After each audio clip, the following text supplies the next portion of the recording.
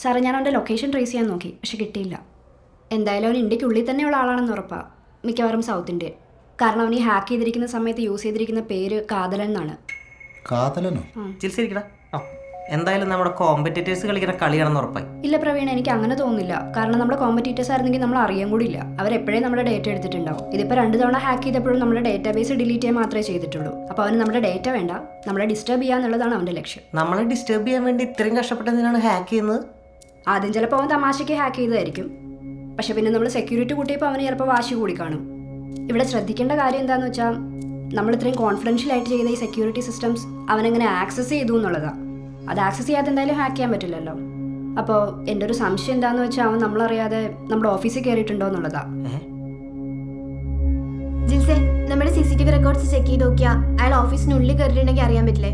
അല്ല, അങ്ങനെ ഒരാൾ കയറിയിട്ടുണ്ടെങ്കിൽ CCTV ചെക്ക് ചെയ്ത് അറിയാൻ പറ്റും. പക്ഷേ അവൻ എങ്ങനെ കയറി, എന്ന് കയറി എന്നൊന്നും നമുക്കറിയില്ലല്ലോ. നമുക്ക് ഈ ഹെഡ് ഓഫീസ് മാത്രമല്ലല്ലോ ഉള്ളത്, അവൻ ഏതെങ്കിലും ബ്രാഞ്ചിൽ കയറിയാലും മതി. അത് മാത്രമല്ല, അവൻ ചിലപ്പോൾ നമുക്ക് സംശയം തോന്നാതിരിക്കാൻ നമ്മുടെ ഏതെങ്കിലും കസ്റ്റമർ ആയിട്ടോ ഇനി ഏതെങ്കിലും സർവീസ് പ്രൊവൈഡർ ആയിട്ടോ പറയാൻ പറ്റില്ല. ചിലപ്പോൾ ഏതെങ്കിലും സ്റ്റാഫിനെ അവൻ ഇൻഫ്ലുവൻസ് ചെയ്തിട്ടുണ്ടോന്ന്. നമ്മുടെ ഈ ബ്രാഞ്ചുകളിലെ സിസ്റ്റംസ് ഒക്കെ ആരാ സർവീസ് ചെയ്യുന്നത്? അല്ല, ആദ്യം അവർ അടുത്തുള്ള ആരെയും വിളിച്ച് സർവീസ് ചെയ്യില്ലായിരുന്നു. ഇപ്പൊ ഇങ്ങോട്ട് വിളിച്ചിട്ട് ഇവിടുന്ന് ആളെ വിടും. അതല്ലാതെ വേറൊരാളെ കമ്പ്യൂട്ടർ തൊടാൻ സാധ്യതയില്ല. ഓക്കെ, എന്തായാലും നമ്മുടെ CCTV ചെക്കിംഗ് ഒന്ന് സ്ട്രോങ് ആക്കണം. സൺഡേ 1 മണിക്കൂർ ജിൽസ് ഒന്ന് ചെക്ക് ചെയ്യട്ടെ. സാറേ, സൺഡേ എന്താ നിനക്ക് പറ്റില്ലേ? മതി, എനിക്ക് നിങ്ങളുടെ തിയറി ഒന്നും കേൾക്കണ്ട. ഈ കാതലെന്ന് പറഞ്ഞവനെ ഒന്ന് കണ്ടുപിടിച്ച് തന്നാൽ മതി. ബാക്കി ഞാൻ ചെയ്തോളാം. എന്താണ് അത് സിമിയെ കൊണ്ട് പറ്റുമോ? നമുക്ക് പിടിക്കാം സാറേ. എന്തായാലും നമ്മൾ അവനെ പിടിച്ചിരിക്കും. നേരം മാറണ മോഹം വാട്ടണ പതിയെ പതിയെ സുന്ദര ചതിയത് കൊണ്ടത് മതിയത് വിധിയെ വിധിയെ പപ്പണ പോയി നീ തന്നെ ആയി ഞാൻ. പപ്പണ പോയി നീ തന്നെ ആയി ഞാൻ.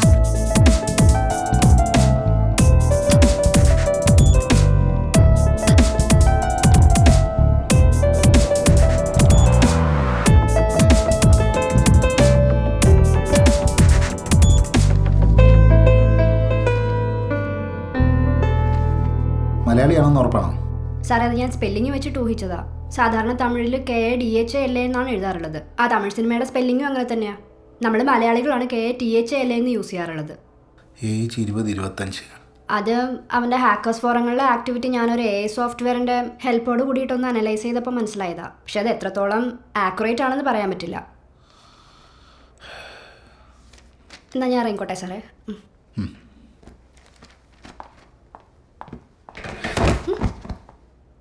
സാറേ,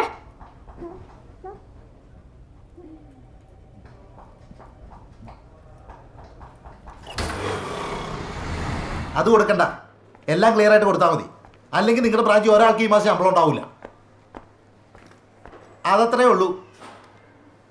അപ്പച്ചൻ എന്തുട്ടാണ് ഇവിടെ കിടന്നിങ്ങനെ ഓളിയിരുന്നത്? ഓഫീസിലെ കാര്യം ഓഫീസിൽ ചെന്ന് പറഞ്ഞാൽ പോരെ? ഓഫീസിലെ കാര്യം 1 ലക്ഷം രൂപയുടെ ഫേക്ക് കൊണ്ടാ ഏതോ നാറി കുന്നംകുളം ബ്രാഞ്ചിൽ കൊണ്ട് പണം വെച്ചിരിക്കുന്നത്. അതിനിപ്പോ ഇവിടെ കിടന്ന് വെച്ചെടുത്തിട്ട് എന്താ കാര്യം? ഇല്ലടി, നിനക്കൊന്നും ഒരു കാര്യമില്ല. നീയൊക്കെ കൂടിയിട്ടേ 25 ലക്ഷം രൂപ IT സെക്യൂരിറ്റി എന്ന് പറഞ്ഞ് പൊട്ടിച്ചു കളഞ്ഞത്. ആ, ഇനി അത് പറഞ്ഞു തുടങ്ങിക്കോ. തെറി വിളിക്കാനാണെങ്കിൽ പ്രവീൺ കുമാറിനെ പോയി തെറി വിളിക്കും. അയാളെ IT സെക്യൂരിറ്റി കൂട്ടണമെന്ന് പറഞ്ഞത്. നിന്നെയൊക്കെ എഞ്ചിനീയറിംഗ് വിട്ടതിന് എന്തെങ്കിലും ഒരു ഗുണം ഉണ്ടായിരുന്നെങ്കിലേ ഈ പ്രവീൺ കുമാർ എന്ന് എനിക്ക് ഓഫീസിൽ വെക്കേണ്ട കാര്യമില്ലായിരുന്നടി. 25 ലക്ഷം രൂപയേ. അപ്പച്ചനെ പ്രഷർ കുറഞ്ഞതല്ല, കൂടിന്നാ തോന്നണേ. ഞാൻ ഇറങ്ങാണ് അമ്മച്ചി.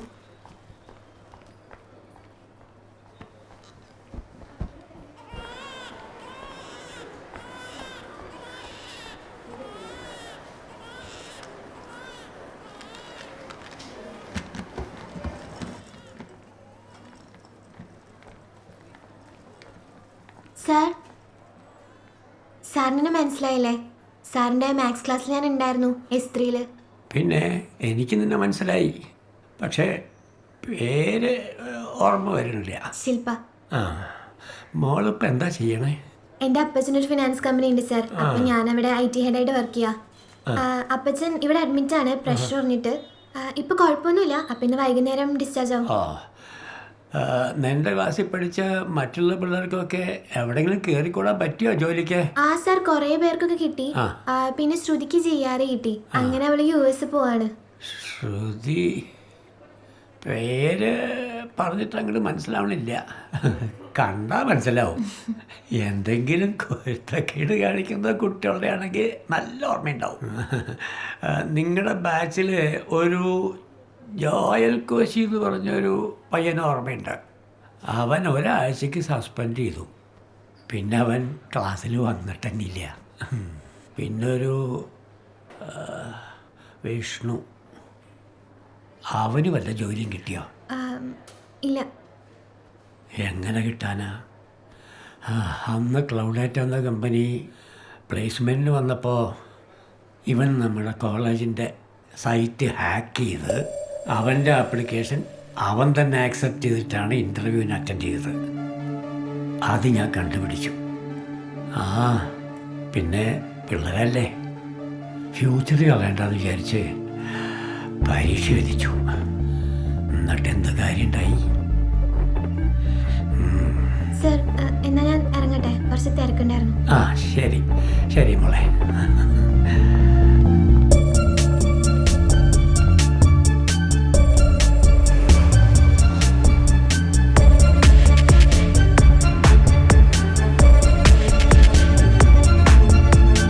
ചേട്ടാ, വിഷ്ണുവിന്റെ വീട് അല്ലേ? അതെ. വിഷ്ണു, ഡണീറ്റെ നിന്നെ കാണാൻ പെങ്കൊച്ചു വന്നേക്കണു. പെങ്കൊച്ച? ആ. ആര്? ആ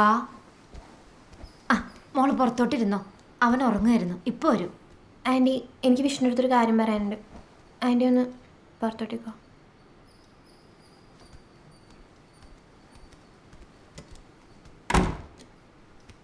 നീ അല്ലടാ കാതലൻ. കാതലനാ? നിനക്ക് അറിയില്ല അല്ലേ? നീ അല്ലേ ഞങ്ങളുടെ സോഫ്റ്റ്വെയർ ഹാക്ക് ചെയ്തത്? സോഫ്റ്റ്വെയർ ഹാക്ക് ചെയ്യണ? നീ എന്തൊക്കെയാണ് ഈ പറയണത്? ദേ വിഷ്ണു, എനിക്കറിയാം നീയാണെന്ന്. നിന്നെ ഞാൻ ഇന്നും ഇന്നലെ കാണാൻ തുടങ്ങിയതല്ലോ. നിനക്ക് എന്തറിയാന്ന്? വീട്ടിൽ വന്ന് കയറി പിച്ചും പേയും പറയണ? പ്രാന്തായ? വിഷ്ണു, നിനക്ക് അറിയില്ല എൻ്റെ അപ്പച്ചനെ. ഈ കമ്പ്യൂട്ടർ വെച്ച് നീ ഏതൊരു പോ സൈബർ സെല്ലിൽ കേസ് കൊടുത്തേക്കാണ് വിഷ്ണു. പിടിച്ച നഷ്ടപരിഹാരം കൊടുക്കാൻ വേണ്ടി വീട് വെക്കേണ്ടി വരും, ഓർത്തോ നീ. ഞാനെന്തിനാണ് അങ്ങേരെ അറിയണത്? അങ്ങേര് കേസ് കൊടുത്തതിന് എൻ്റെ വീട് വെക്കുന്നത് എന്തിനാണ്?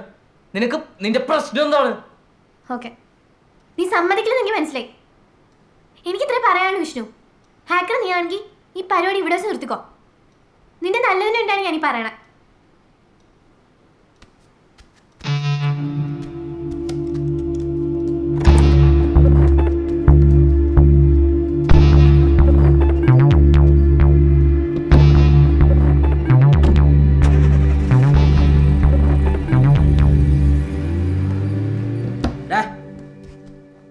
ആ പെങ്കുച്ചോദരൻ എന്താണ് പറഞ്ഞോളൂ? എനിക്കറിയില്ല. നിനക്കറിയില്ലേ? ഒരു പെങ്കുച്ചു ഇവിടെ വന്നിട്ട് ഇങ്ങനെയുള്ള കാര്യങ്ങളൊക്കെ പറഞ്ഞിട്ട് നിനക്ക് അതിനെ കുറിച്ചൊന്നും അറിയാൻ പാടില്ല. ചേട്ടാ,